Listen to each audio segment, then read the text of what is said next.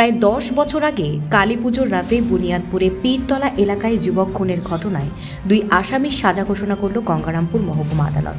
বুনিয়াদপুর এলাকার বাসিন্দা সুমন সরকার বয়স 35 ও পার্বণ মুখার্জি বয়স 34-এর বিরুদ্ধে সোমবার গঙ্গারামপুর মহকুমা আদালতের এডিশনাল ডিস্ট্রিক্ট জজের এজলাসে ভার্চুয়াল মাধ্যমে সাজা ঘোষণা করা হয়। দোষীদের যাবজ্জীবন জেল এবং মৃতের পরিবারকে 50,000 টাকা জরিমানা দেওয়ার নির্দেশ দেওয়া হয়। অনাদায়ী দোষীদের আরও 6 মাসের সশ্রম কারাদণ্ডে নির্দেশ দেওয়া হয়। ঘটনাটি ঘটে 2015 সালের 10 নভেম্বর। কালীপুজোর রাতে আনুমানিক 10:30 নাগাদ মৃত সঞ্জিত শীল এবং তফিউদ্দিন আহমেদ একটি হোটেলে খাবার খেয়ে বাইরে দাঁড়িয়েছিলেন। সেই সময় সুমন এবং পার্বণ সেখানে পৌঁছে তাদের কাছে মদ খাওয়ার টাকা চান। সঞ্জিত ও তফিউদ্দিন টাকা দিতে অস্বীকার করলে চাকু দিয়ে হামলা চালানো হয়। সেই সময় সঞ্জিত শীল মাটিতে লুটিয়ে পড়েন এবং গুরুতর জখম হন। চাকুর আঘাতে জখম হয় তফিউদ্দিন।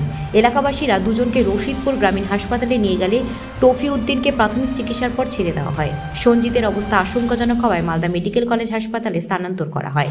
পরবর্তীতে মালদাতে মৃত্যু হয় সঞ্জিতের। এরপর সঞ্জিতের পরিবারের পক্ষ থেকে বংশীহারি থানায় সুমন সরকার এবং পার্বণ মুখার্জির বিরুদ্ধে অভিযোগ দায়ের করা হয়।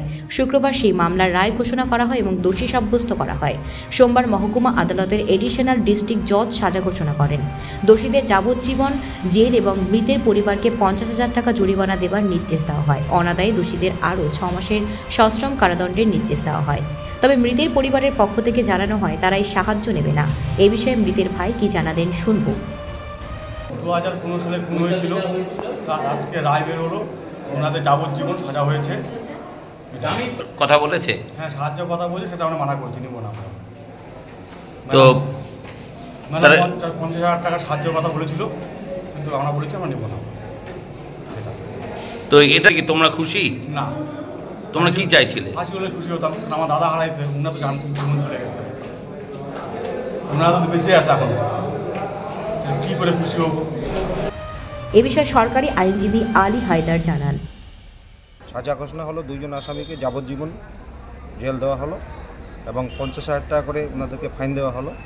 50,000 করে 1 লাখ টাকা, তার 50% মানে 25,000 টাকা করে 50,000 টাকা যিনি মারা গেছেন ডিফেক্ট কমপ্লেন ক্ষুদিরাম শীল, ওনার ফ্যামিলিকে দিতে হবে। যদি না দেয় তাহলে 6 মাসের আরও অনধিক কারাদণ্ড ওদের হবে। বুনিয়াদপুর থেকে শান্তনু মিশ্রের প্রতিবেদন, নিউজ টুডে।